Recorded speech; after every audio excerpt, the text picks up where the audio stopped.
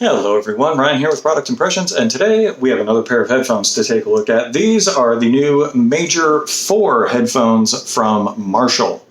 If you have any musicians in your life, you probably know Marshall is really well known for amplifiers, particularly kind of concert-sized, separate head and cabinet. But in any case, known for very high-quality amplifiers, really great sound out of those. They are starting to make headphones. So we are going to take a look at this 4th generation headphones. These are the major ones because they are the over-ear headphones. They are Bluetooth or wired, and they are claiming 80 hours of playtime. So it may take me a couple of weeks to actually test that out. We're going to see. So let's pop these open, see how they work. All right, here we have the Marshall Major 4 headphones with 80 hours of playtime, integrated wireless charging, and that classic Marshall signature on the side of the headphones. On the side here we can see some of the technical specs of it, but basically USB-C charging, and it comes with a 3.5mm plug, standard headphone jack size. Here we have, they claim their signature sound. Hopefully it's not too crazy. I don't know if there's going to be any kind of EQ setting that you can adjust on this, but I generally try to have things as flat as possible to most accurately reproduce the sound of the music I'm listening to. 80 plus hours of wireless playtime. That is insane. We're going to test that out.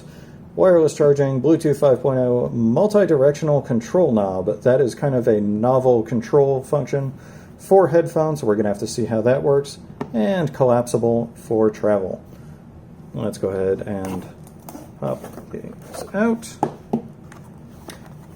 Apparently I had it turned the wrong way. Okay, there we have the headphones. So they are some pretty classic looking headphones that are really stuck in there. Okay, there we go. I must say everything feels nice. All of the leather, and I don't know if these are actually leather or just a leatherette material. At $150, it's hard to know if they have gone full premium or not. So seems like it's just going to be a push button. Doesn't seem like it's actually turning, so I'm not sure whether they call it a knob or not. Looks like both connections for power and the wire, if you want to use it wired, are in the same side. Anything else here? We've got your standard paperwork and instructions. There we go.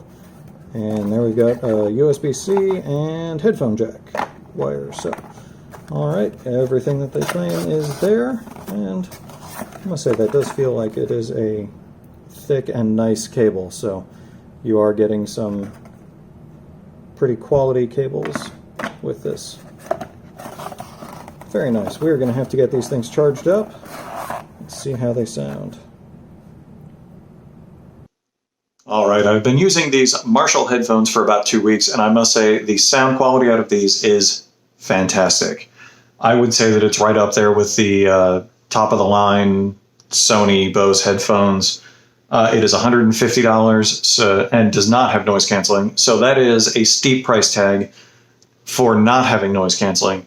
But at the same time, if you are using these, as I'm guessing they anticipated, as a musician, the sound quality is great for recording. You can really hear everything that's going on. They are comfortable to wear for a long period of time.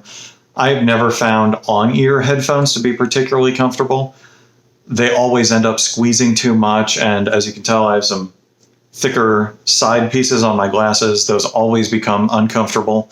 But with these, they actually just rest nicely on the ears. They're not squeezing too much. I actually find these very comfortable to wear. The only time when I do start to get any kind of discomfort with these is after I've been wearing them for probably about 4 hours or so. Along those lines, I would say over the course of the past 2 weeks, I've probably worn these 4 or 5 hours a day. And what shows up, there is no way of checking the battery on these. But when you look on your phone to see how much battery is left when they're connected by Bluetooth, I'm still seeing about 80%, it says. you have to take that with a grain of salt. I've found that can be off by as much as 30%, but still, I've been using these 4 or 5 hours a day for the bulk of the last 2 weeks. Bare minimum, I have used these for about 40 hours, and it's still saying that, so I would say it's probably actually got about 50% of the battery left. Overall, excellent. Their claim of 80 hours on the battery life is probably accurate. Some odd little features of this. They referred to this as a control knob, this little brass piece on the bottom here. When I hear knob, I think something that you would turn. That is not the case here. What this actually is more like the directional joystick that you might find on the back of TVs or computer monitors. You can press it in. You can press, like, there we go. You can press in on it. That'll turn it on, turn it off, play, pause, answer a call if you're using these headphones and someone calls you. You can press up on it to turn volume up, down turns volume down, forward and back, skips forward and back. That is one point where I would say that these are not as good depending on what you're listening to. If you are listening to podcasts where you need to keep skipping forward, podcast players usually let you skip forward in 30-second increments in order to skip over commercials. These actually take a little while to move forward because they have some interesting sounds that come through these when you use any of the controls. Most headphones, they'll play and pause without saying anything. These have the sounds of distorted guitar riffs whenever you turn them on, when it connects. We'll see if I can actually pick that up on the microphone. I'm not sure if it will or not, but so not as good for podcasts. If you need to skip forward a lot in rapid succession, you might as well just pull out your phone and skip forward in that case. But otherwise, if you're just listening to tracks and you're fine, waiting 2 seconds or whatever for it to skip forward, cool. That being said, let's see if this will pick up the sound on the microphone.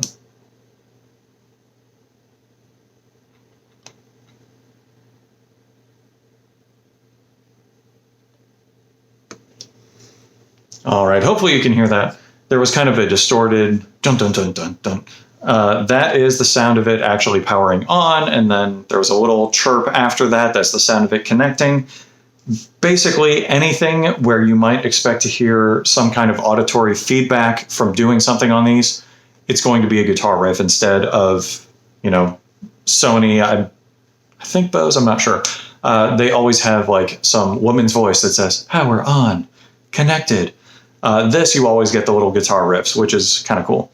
Definitely in line with being a Marshall product. So overall, I would say that these are really great headphones. If you are a musician, particularly, you don't care about the noise canceling, you just want high quality audio, these are a reasonable way to go. You can use them Bluetooth if you want to be on the go. You can wire them in if you want to just connect to an audio interface like the one that I have back there.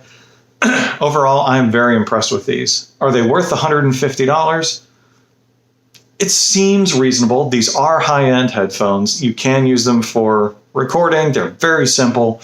Overall, I'm impressed with them. So hopefully this has been of some use to you. If it has, like, share, subscribe.